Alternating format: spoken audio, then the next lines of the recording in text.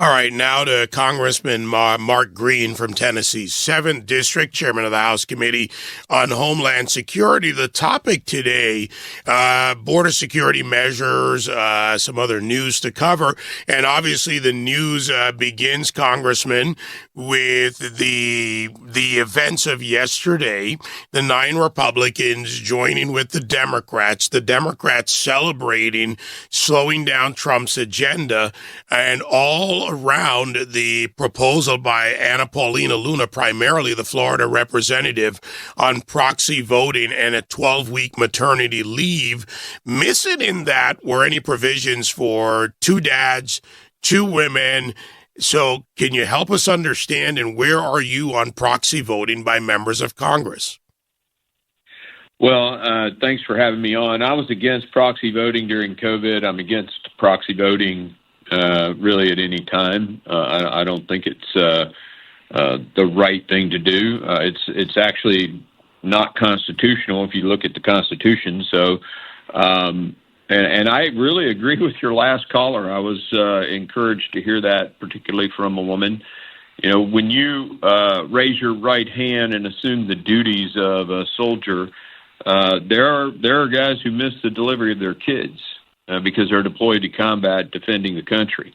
You know, this idea that I get 12 weeks because my wife had a baby, I really struggle with that. Maybe I'm old school, I don't know.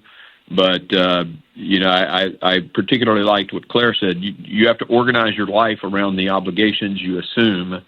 And I think that's what members of Congress should do. So my personal thought, I can tell you this: you can't build a building. You know, a construction worker can't build a building from proxy, and you can't fight a war that way either. So yeah, I mean, I was disappointed with what happened, and we gave the Democrats a win. Let's go to the topic that we had initially set up here. And I want to introduce this with you with commentary by Stephen Miller on illegal aliens and deportations. Jesse, you and I have never received in our lives as much positive press I know. as this MS-13 gang member has received. We couldn't get headlines like that if our lives depended on it. Yeah. So let's just go over the facts here. He is an illegal alien. Fact 1, what do you do with illegal aliens? You deport them. Fact 2, he's an MS-13. What do you do with illegal aliens who are also in a transnational terrorist organization? You deport them more quickly. Oh, and on top of that, he's implicated in human trafficking. Deport, deport, deport. This is who they're going to bat for. What are we supposed to do? Buy the guy a house, get him some free health care? Yeah. Maybe let him run for Congress? Yeah. I mean, yeah. You're supposed to do all of those things. This is who this is the Democrat Party. This is who they stand for. This is who Cory Booker stands for in 2025. They stand for illegal alien predators that are in transnational cartels. That's the Democrat Party of today. We will win this fight all day, every day.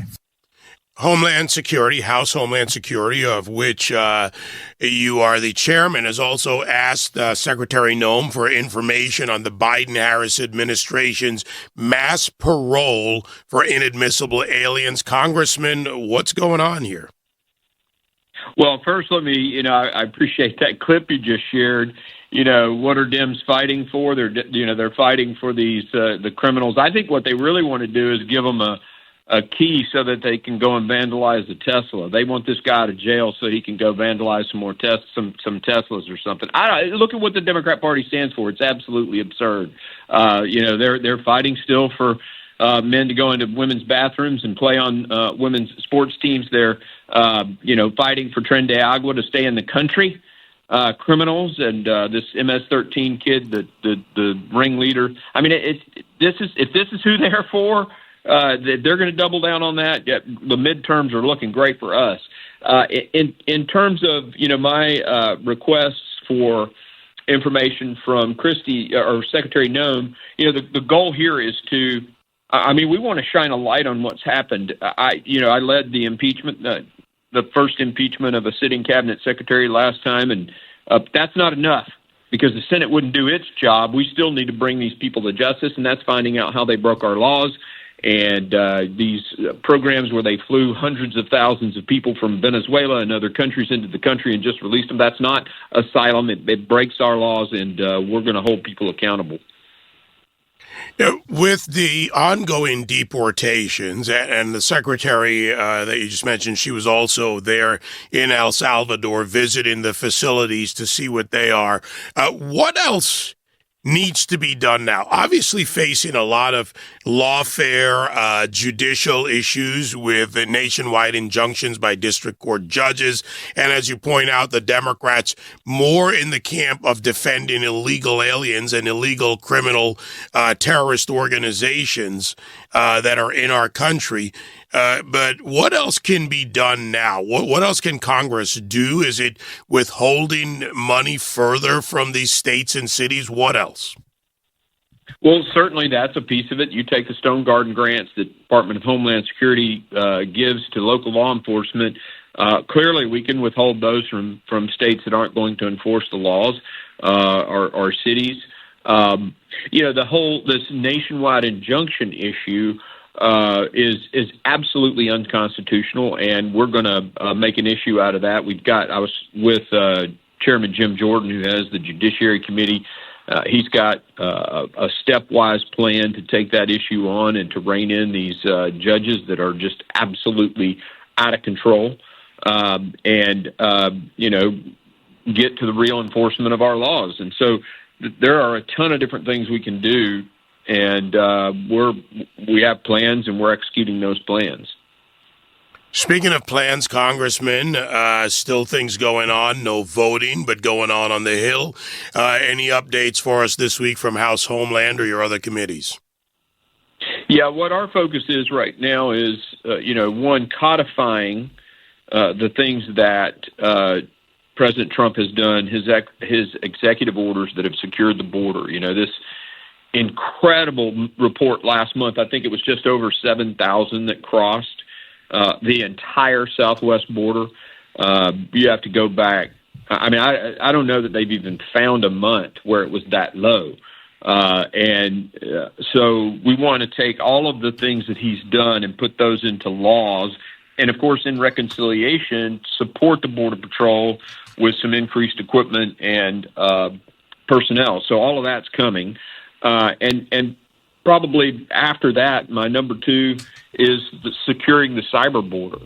I've got a bill that we passed out of committee that will come hopefully to rules this month and be on the floor next month. It creates a scholarship program. Our biggest issue in cybersecurity is just we don't have the workforce. We have 500,000 empty vacancies in cybersecurity across the country. So we're creating a scholarship program very similar to the ROTC scholarship program. You get your schooling paid for, and then you pay the government back with X number of years of work. And that program, the Pivot Act, I think can really make a difference for our country. So that bill is already done. I've shifted after the workforce issue, and that bill gets done to the compliance issues. Whenever a business has to do work with the government, there's all these checklists that they have to do in the cyber realm. And those checklists, as you can imagine, because this is the swamp and we don't do anything efficiently, are duplicative. There's actually contradictory, where a company has to do one thing for one department and a completely opposite thing for another department. So we want to try to harmonize the cyber compliance in this government and get businesses and particularly our 16 critical infrastructure businesses back to actually doing cybersecurity. So that's sort of my second big push after the workforce from Homeland. And we're doing a ton of other things, oversighting FEMA, oversighting TSA, and getting some changes and efficiencies at TSA so the American people can have their data be private, number one, have the experience be efficient and cost effective. So lots of things going on. Cyber, the fifth space of warfare, Congressman, as you know, in today's world and a growing world. Thank you very much for the work you're doing. Thank you, brother. Thanks for having me on the show.